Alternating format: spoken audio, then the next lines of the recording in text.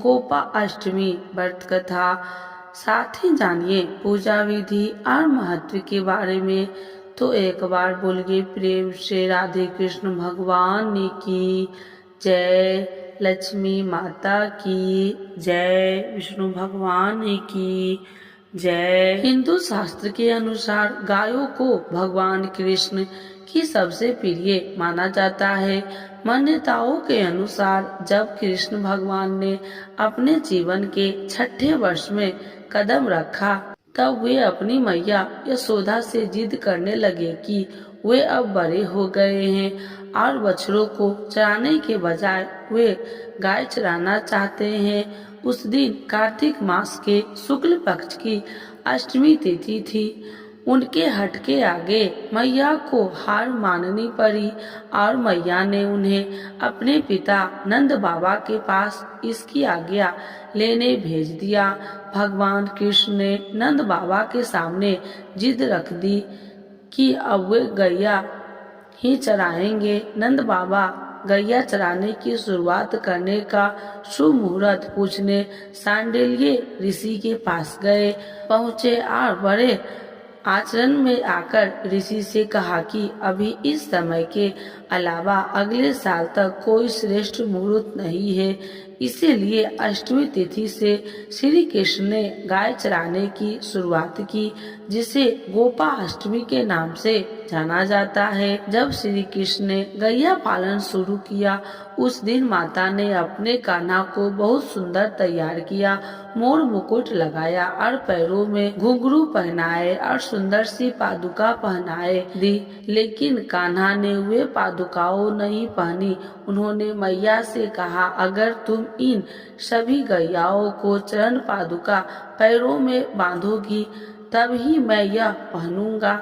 मैया ने यह देख भावुक हो गई और श्री कृष्ण पैरों में बिना कुछ पहने अपने गैया को चराने के लिए ले गए और गौचरण करने के कारण ही श्री कृष्ण को गोपाल या गोविंद के नाम से भी जाना जाता है। एक अन्य पौराणिक कथा के अनुसार ऐसा माना जाता है कि भगवान इंद्र अपने अहंकार के कारण वृंदावन के सभी लोगों को अपनी शक्ति का प्रदर्शन करना चाहते थे। इसीलिए उन्होंने ब्रज के पूरे क्षेत्र में बाढ़ लाने का फैसला किया ताकि वे लोग उनके सामने झुक जाए और इसीलिए वहाँ 7 दिन तक बारिश हुई। भगवान श्री कृष्ण को एहसास हुआ कि क्षेत्र और लोग खतरे में है, अतः उन्हें बचाने के लिए उन्होंने सभी प्राणियों को आश्रय देने के लिए गोवर्धन पर्वत को अपनी छोटी उंगली पर उठा लिया। 8वें दिन भगवान इंद्र को उनकी गलती का एहसास हुआ और बारिश बंद हो गई। उन्होंने भगवान श्री कृष्ण से क्षमा मांगी।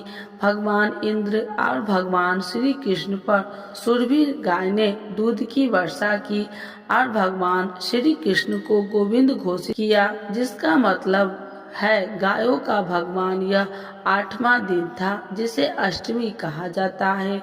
यह विशेष दिन गोपाष्टमी के रूप में मनाया जाता है। गोपाष्टमी से जुड़ी एक और कथा ये भी है कि राधा भी गायों को चराने के लिए वन में जाना चाहती थी, लेकिन लड़की होने की वजह से सभी उन्हें ऐसा करने से मना कर देते थे।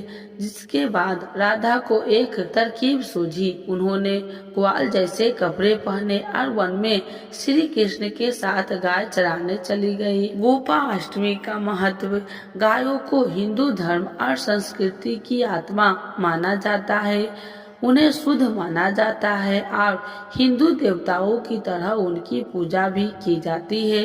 हिंदू पौराणिक कथाओं के अनुसार ऐसा माना जाता है कि एक गाय के अंदर 33 कोटि देवी देवता निवास करते हैं और इसीलिए गाय हिंदू धर्म में एक विशेष महत्व रखती है। गाय को आध्यात्मिक और दिव्य गुणों की स्वामी कहा गया है और यह देवी पृथ्वी एक और रूप है। हिंदू मान्यताओं के अनुसार गोपाष्टमी की पूर्व संध्या पर गाय की पूजा करने वाले व्यक्ति को एक खुशहाल जीवन और अच्छे भाग्य का आशीर्वाद मिलता है। यह भक्तों को उनकी इच्छाओं को पूरा करने में भी मदद मिलता है। गोपाष्टमी एक महत्वपूर्ण हिंदू त्योहार है जो भगवान श्री कृष्ण के गौ पालन और लीलाओं की याद दिलाता है।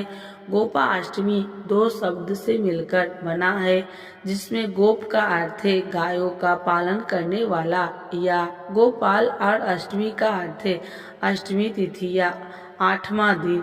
इसे गौपालन की अष्टमी या गोपाल की अष्टमी भी कह सकते हैं। यह त्योहार गायों की पूजा और अर्चना करने के लिए हिंदू संस्कृति में गायों को गौ माता कहा जाता है और उनकी देवी की तरह पूजा की जाती है। बछड़ों और गायों की पूजा और प्रार्थनाएं करने का अनुष्ठान गोपाष्ट द्वादशी के त्योहार के सामने है, जो कि महाराष्ट्र राज्य में मनाया जाता है। तो चलिए जानते हैं गोपाष्टमी का पर्व इस साल यानी 2024 में कब मनाया जा रहा है। साथ ही जानेंगे इस दिन का महत्व और पूजा विधि के बारे में। गोपाष्टमी 2024 कब है? गोपाष्टमी हर साल कार्तिक मास की शुक्ल पक्ष की अष्टमी तिथि को मनाई जाती है।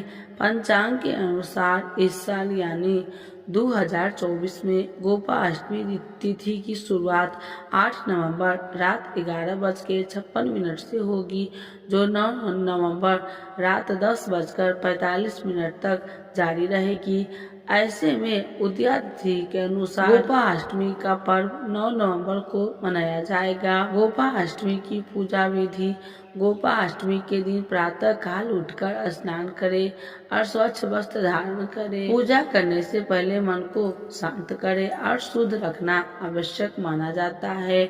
अपने घर के पूजा स्थल या मंदिर को साफ करें और सजाएं। आप रंगोली बनाकर और दीप जलाकर पूजा स्थल को सुंदर बना सकते हैं।